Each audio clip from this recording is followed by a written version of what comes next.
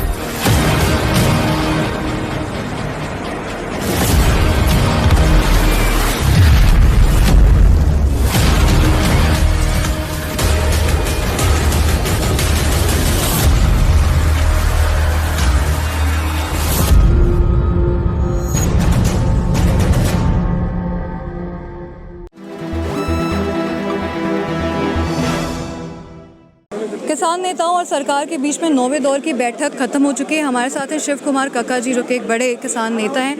आज की बैठक में क्या हुआ? 9वें दौर की बैठक है, क्या कुछ लगा कि पॉजिटिव रुख है सरकार का, या वैसा ही था जैसा अब तक रहा है? देखिए, जो 9 बैठकें अभी तक हुई हैं, वही बैठक का नज़ारा आज भी था।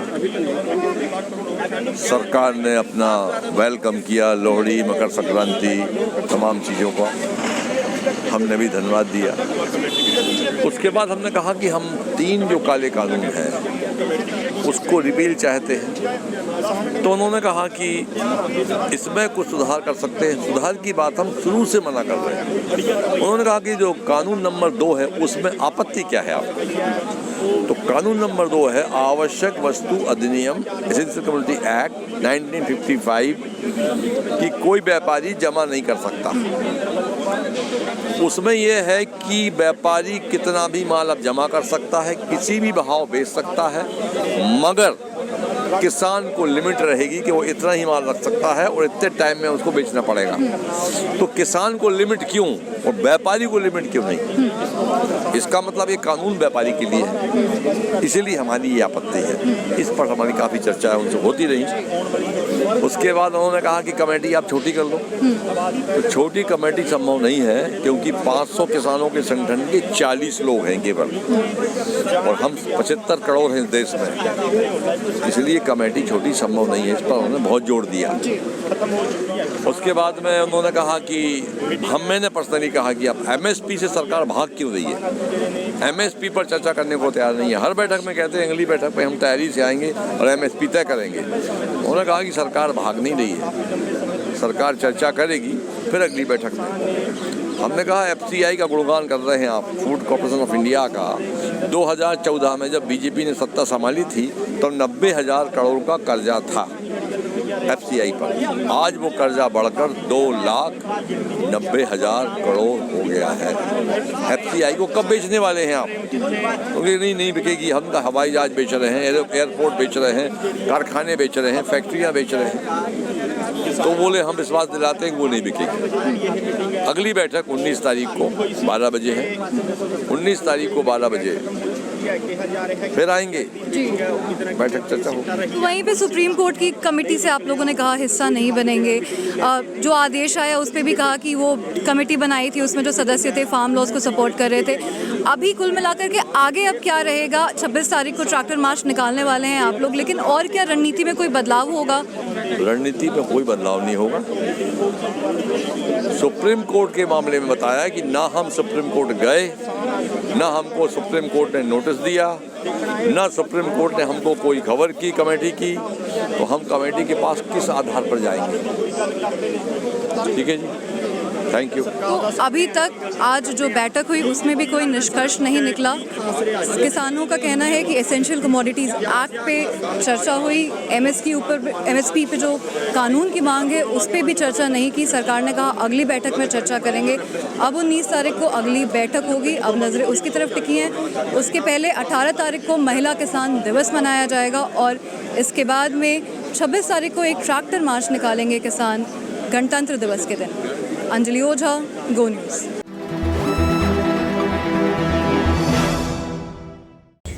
कानून रद्द होंगे और इसलिए होंगे क्योंकि ये जो मंत्री हैं ना, इनको हिंदुस्तान के किसान की शक्ति नहीं होती। ये पीछे हटने वाले नहीं हैं। नरेंद्र मोदी जी को समझ जाना चाहिए कि ये नहीं हटने वाले हैं। ये हिंदुस्तान है, ये पीछे नहीं हटता है। ये जो मामला है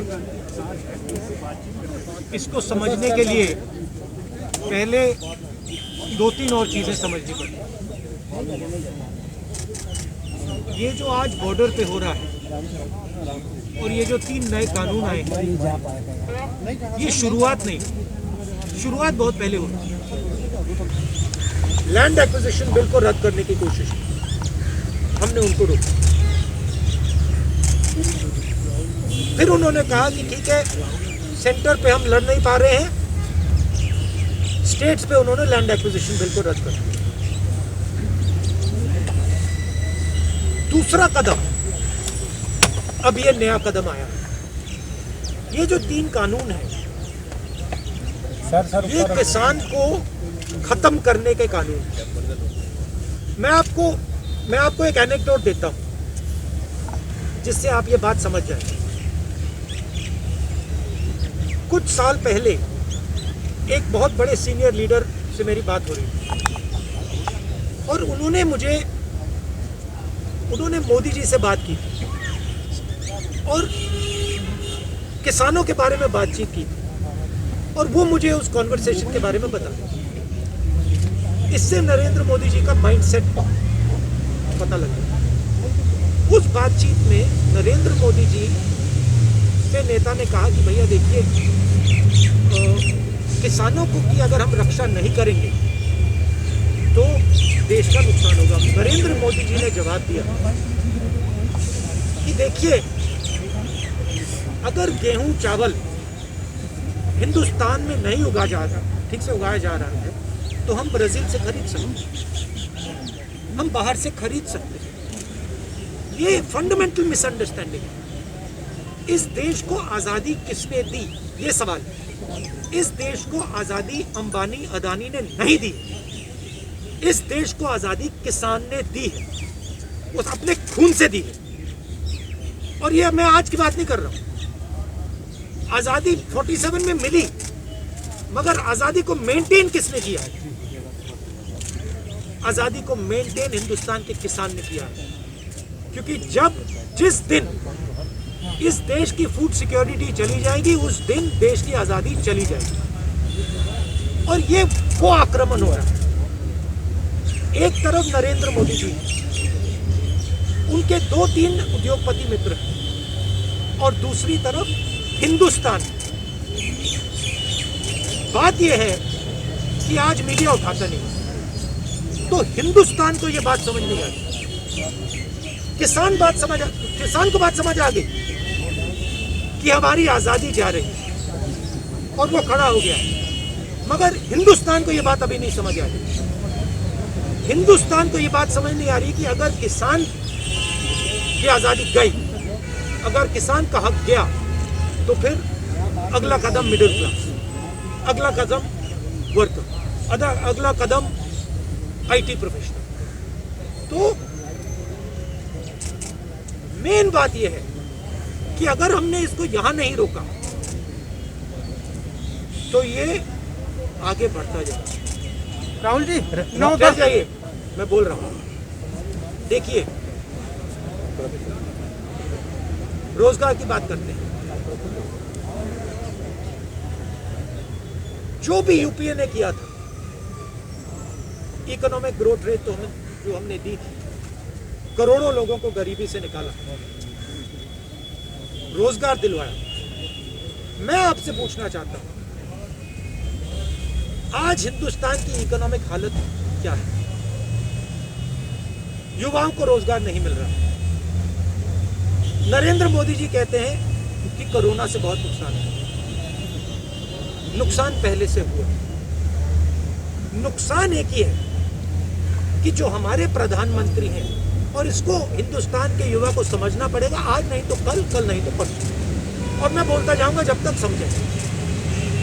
नरेंद्र मोदी और उनके 2-3 उद्योगपति मित्र, जो भी आपका है वो आपसे छीनने जा रहे हैं।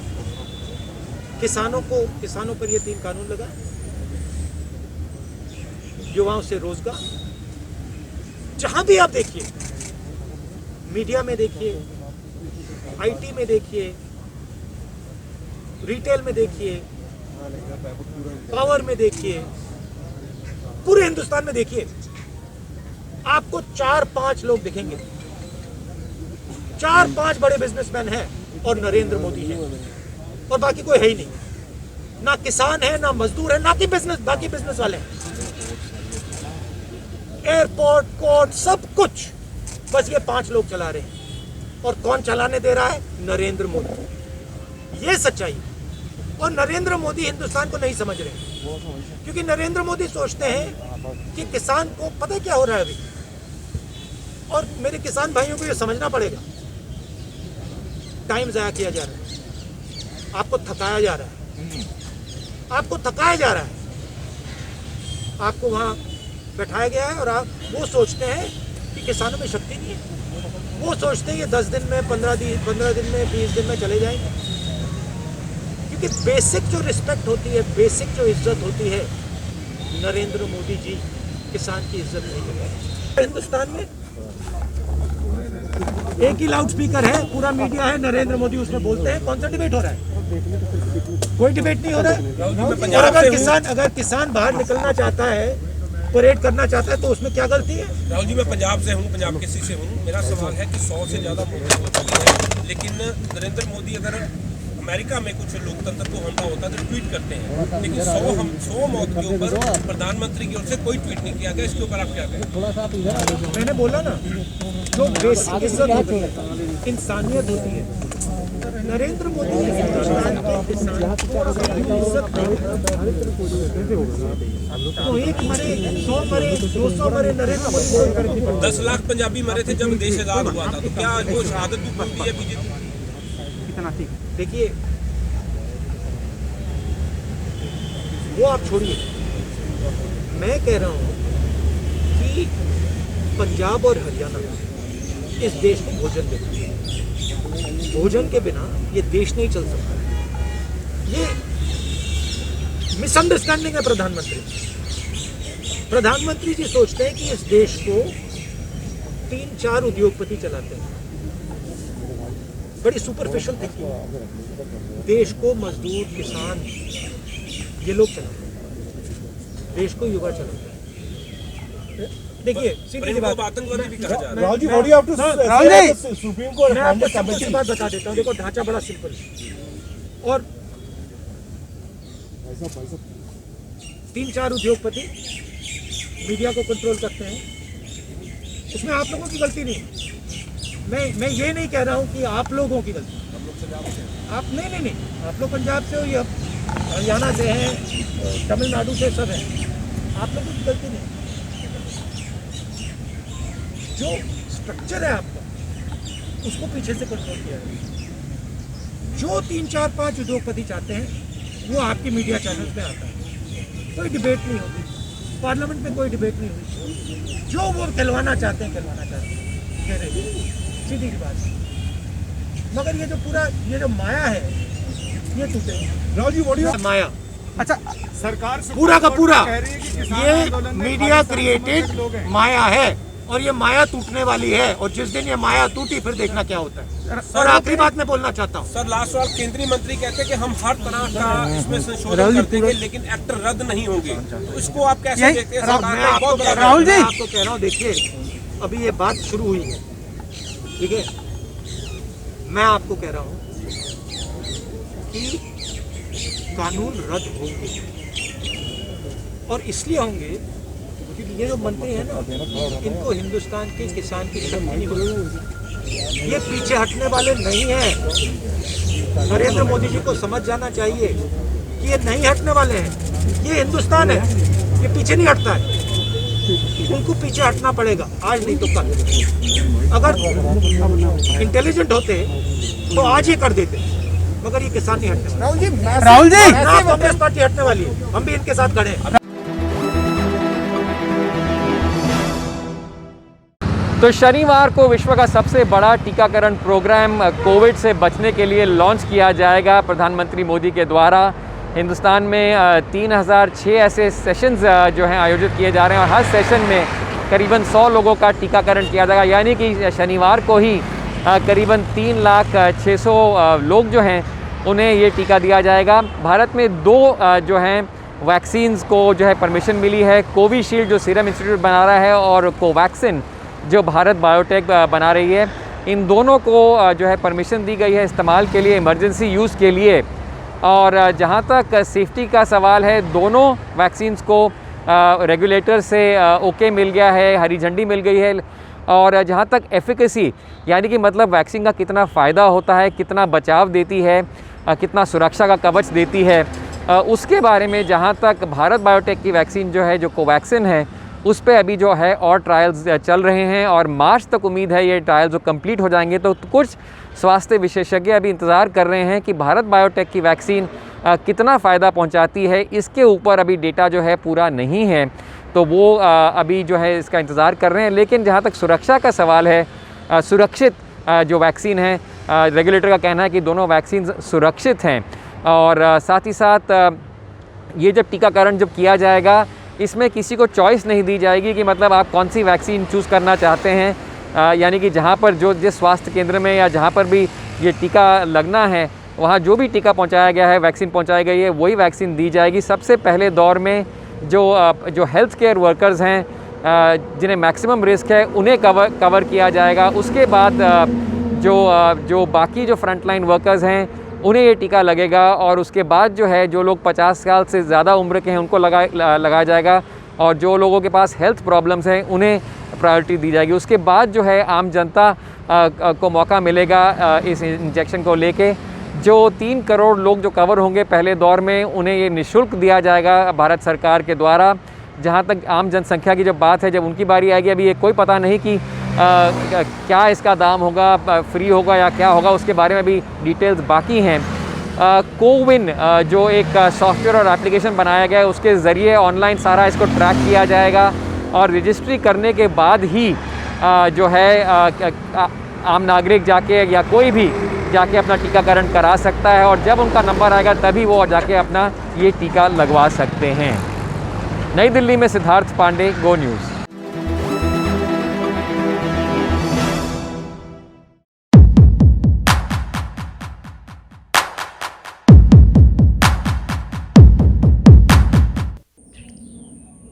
मैं एडमिरल लक्ष्मी नारायण रामदास, पूर्वी नौसेना अध्यक्ष हूँ। मैं 45 साल वर्दी में रहा और सितंबर 93 में सेवानिवृत्त हुआ। मैं हमारे आदरणीय प्रधानमंत्री श्री नरेंद्र मोदी जी और किसान आंदोलन के नेताओं से कुछ कहना चाहता हूँ। सबसे पहले मैं श्रद्धांजलि अर्पित करता हूँ उन सारे किसानों को जो आंदोलन में अपना जान खो चुके हैं।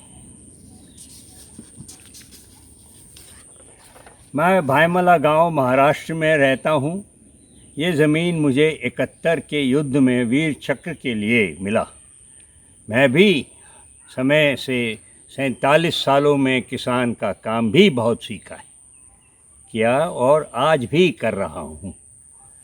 हालांकि हम सब फौजियां होके भी पता है कि जवान और किसान में बहुत करीब का रिश्ता है।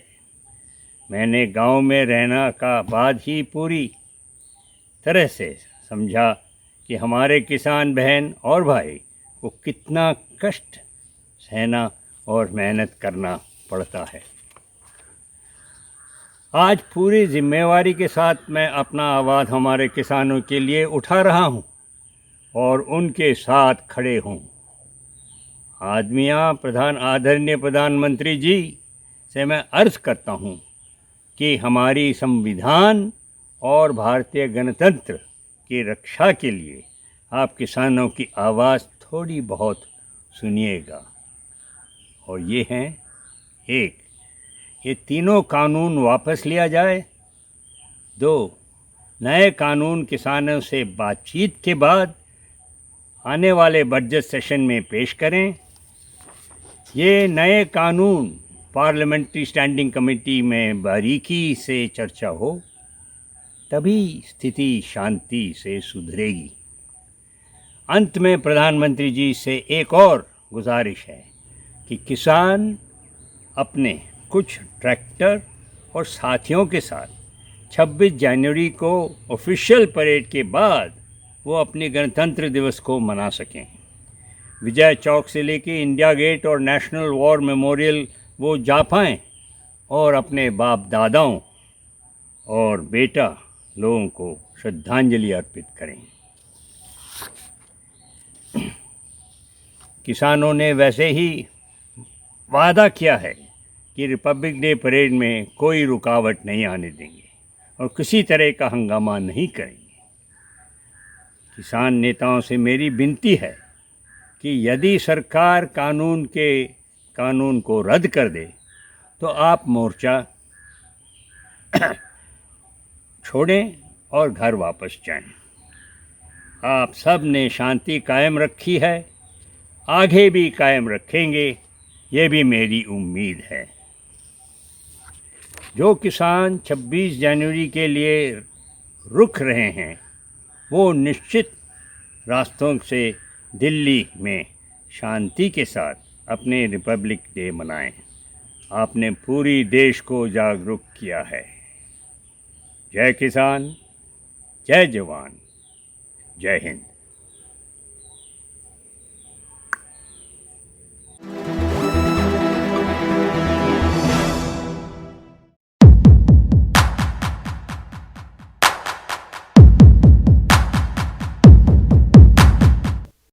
तो इन सब चीज़ों के बारे में अगर पता हो, क्योंकि हम लोग इसके लिए बहुत कंसर्न हैं, और आप अच्छी तरह जान लीजिए, आप अच्छी तरह जान लीजिए, जरा जा करके दूसरे राज्यों में भी चले जाइए। मैं भला आपसे कोई बात कर सकता हूँ? आप इतने महान व्यक्ति हैं और आप किसके समर्थक हैं? मैं आपको डायरेक्ट पूछ रहा हूँ। आप जो जिनको राज मिला 15 साल तक, पति पत्नी के राज में जितना अपराध होता रहा, आप उसको क्यों नहीं हाईलाइट करते हैं? आप करिए, हम क्या है भाषण दे रहे हैं? हम कोई भाषण नहीं दे रहे हैं। आप जो आजकल जो भी किसी के चीज के बारे में, कोई भी किसी चीज के बारे में जो लोग बोलते हैं, एक एक चीज पर एक्शन लिया जाता है। लेकिन अब आपका तो हम कर नहीं सकते हैं, आपकी तो हम बड़ी इज्जत करते हैं, लेकिन इन दिनों आपके जो खासियत सलाहकार हैं, आप उन पर भी जरा ध्यान दीजिए और नई ट्रेनिंग भी करवाइए। कहीं ऐसा न हो कि जितना ज़्यादा बिहार में, और इसका भी पता करिए कि क्राइम कौन करता है, क्राइम करने वाले कौन हैं, और ये पुलिस वाले को पता चलता है, पुलिस उसके खिलाफ सख्त कार्रवाई करने के लिए जो भी उसको अधिकार है, कानूनी अधिकार है, उसके हिसाब से काम करती है। बहुत बहुत धन्यवाद।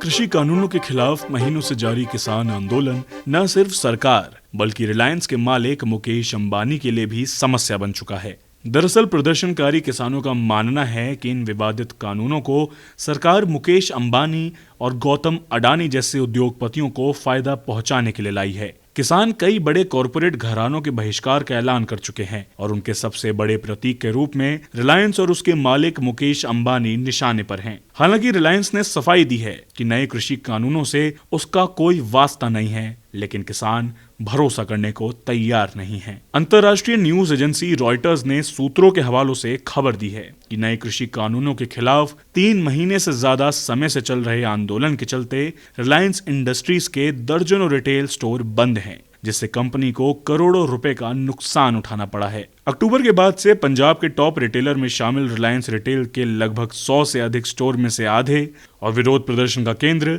भटिंडा जिले में वॉलमार्ट का 50,000 वर्ग फुट में फैला स्टोर पूरी तरह बंद है। दरअसल ये सभी स्टोर किसानों द्वारा संभावित हिंसा के चलते बंद किए गए हैं।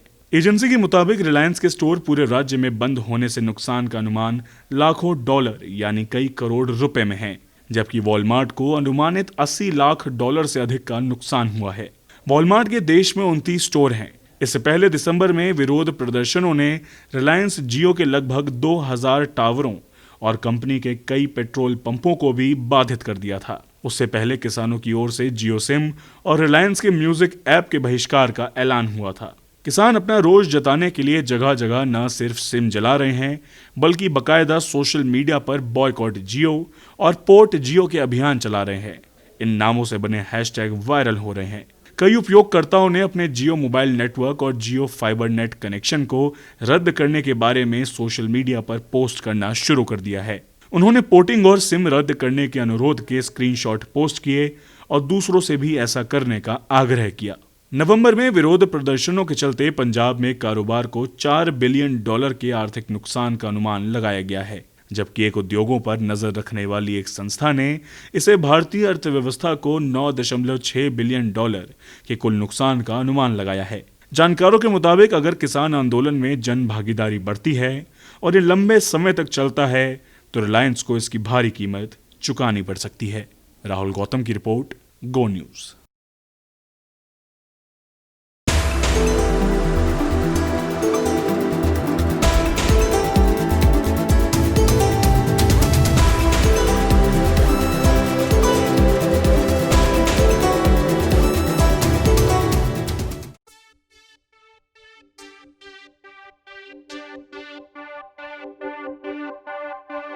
व्हाट्सएप की नई प्राइवेसी पॉलिसी को लेकर दिल्ली हाईकोर्ट में एक जनहित याचिका दाखिल की गई है।